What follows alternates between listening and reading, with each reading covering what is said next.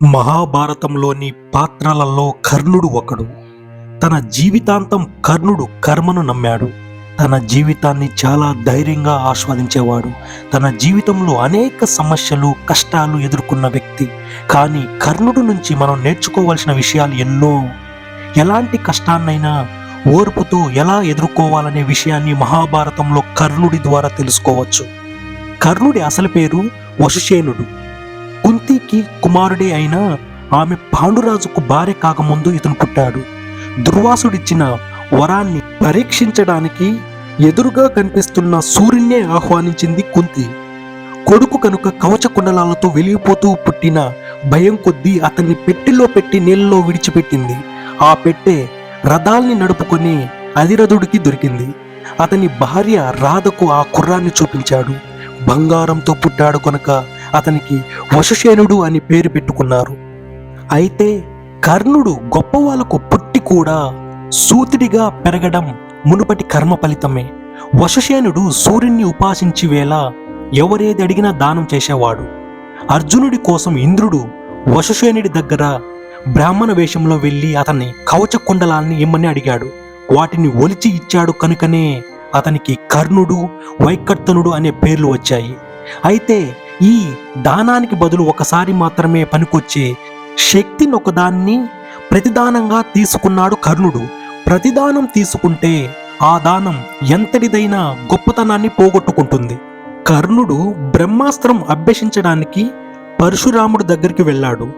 బ్రహ్మాస్త్రాన్ని స్థిరంగా నిలిపి ఉంచుకోవడానికి సాధకుడు బ్రహ్మత్వాన్ని కలిగి ఉండాలి. ఇతను పరశురాముడితో బ్రాహ్మణునని అబద్ధం చెప్పి ఆ అస్త్రాన్ని నేర్చుకున్నాడు. ఒకరోజు గురువు శిష్యుడి తొడను తలగడగా చేసుకుని నిద్రపోయాడు. అప్పుడు ఇంద్రుడు ఒక పురుగు రూపంలో వచ్చి అతని తొడలో కన్నం పెట్టడం మొదలుపెట్టాడు. రక్తం కారుతుంది, బాగా బాధ పెడుతుంది. అయినా గురువుగారికి ఎక్కడ నిద్రభంగం కలగకూడదని కర్ణుడు కదలకుండా బాధను భరిస్తూ కూర్చున్నాడు. ఇంతలో గురువు లేచి పరిస్థితిని మొత్తం చూశాడు. అతని ధైర్యాన్ని గమనించి, నిజం చెప్పు, నువ్వు ఎవడివి అని పరశురాముడు కర్ణుడిని నిలదీయగా కర్ణుడు, నేను సూతుణ్ణి అని చెప్పాడు. కాదు, నువ్వు సూతునివి కాదు. నువ్వు నన్ను మోసం చేసి అస్త్రాన్ని పొందావు కనుక అవసరం వచ్చినప్పుడు అది నీకు గుర్తుకు రాదు. నీ మరణ సమయంలో తప్ప ఇతర సమయాల్లో అది పనిచేస్తుంది అంటూ పరశురాముడు కర్ణుడికి శాపమిచ్చాడు. ఒకసారి విజయుడనే బ్రాహ్మణుడి ఆశ్రమం దగ్గర అస్త్రాభ్యాసం చేస్తున్న కర్ణుడు అజ్ఞానం కొద్దీ, అజాగ్రత్త కొద్దీ ఆ బ్రాహ్మణుడి హోమధేనువు తాలూకు దూడను చంపాడు. అది చూసి విజయుడు, అజాగ్రత్తతో నువ్వు బాణాలను వేసి నా హోమధేనువు బిడ్డని చంపావు గనుక యుద్ధవేళ నీ రథచక్రం గోతిలో కూరుకుపోయి ప్రాణాంతకరమైన భయానికి గురవుతావు అని శపించాడు. పాండవ కౌరవుల అస్త్ర కళా ప్రదర్శనలలో కర్ణుణ్ణి చూసి దుర్యోధనుడు తనకు అర్జున్ని ఎదిరించేవాడు దొరికాడని ఉబ్బిపోయాడు.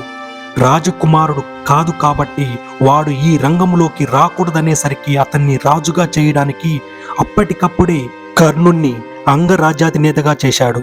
అలా కర్ణుడు రాజు కావాలనే కోరికకు అధీనమైన ఉచ్చు నీచాలను చూడకుండా అధర్మం వైపు చేరిపోయాడు. తల్లే స్వయంగా నువ్వు కౌంతేయుడు అనే చెప్పినా, అంతరాత్మ అయిన శ్రీకృష్ణుడు చెప్పినా, భీష్ముడు చెప్పినా కూడా అధర్మపరుడైన దుర్యోధనుని స్నేహాన్ని నిలబెట్టుకోవడమే సరైనదనుకున్నాడు కర్ణుడు. కర్ణుడు మహాశౌర్యం కలవాడే, మహాదానాలు చేసిన వాడే. శౌర్యము, వీరత్వము, దానగుణము గొప్ప ధర్మాలే. కానీ ఒక ధర్మం మరో ధర్మంతో వ్యతిరేకించేలా ప్రవర్తిస్తే ముందు చెప్పిన ధర్మాలన్నీ వ్యర్థమైపోతాయి.